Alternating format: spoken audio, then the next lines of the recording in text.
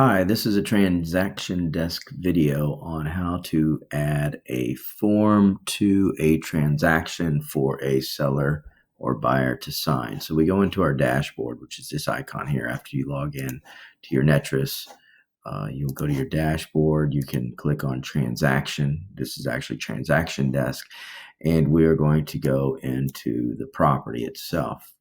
So we do have another dashboard specific to the transaction, and we have our forms here.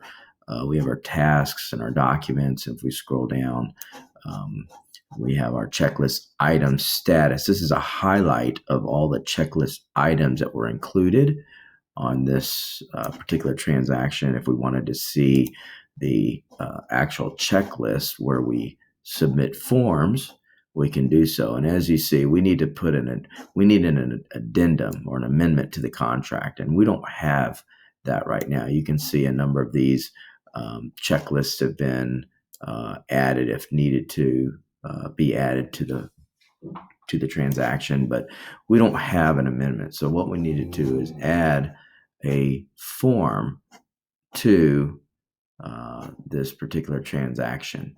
So we can go back a couple of ways. We can go into dashboard, and we can see our forms here. So we can go to forms, or we can go over here to forms, but over here or here. So we'll click here, and we need an amendment. Excuse me, we don't have that. So we're going to go into forms.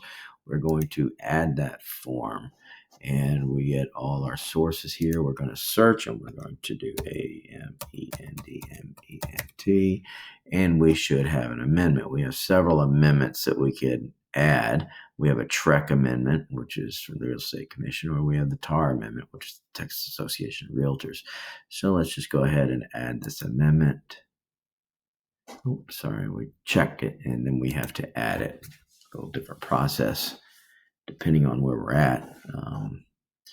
This is the same thing as in zip forms, okay? This just adds it directly to the broker management or the transaction desk tool. So once we have the amendment here, we can now click on it. And because we have our contact and address in the details section of the transaction, it's automatically going to come up.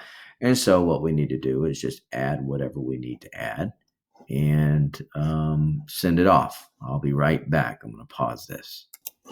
Okay, we're back, and we have the amendment. We have the date filled out to change to the February 27th of 2020, and we have other modifications. So this buyer is going to be added to the contract, which we needed to have her sign as well on the amendment. So before it was just Mr. Ramirez, and now it's going to be Mr. Ramirez as well. So we have the amendment, and that is how we add a form.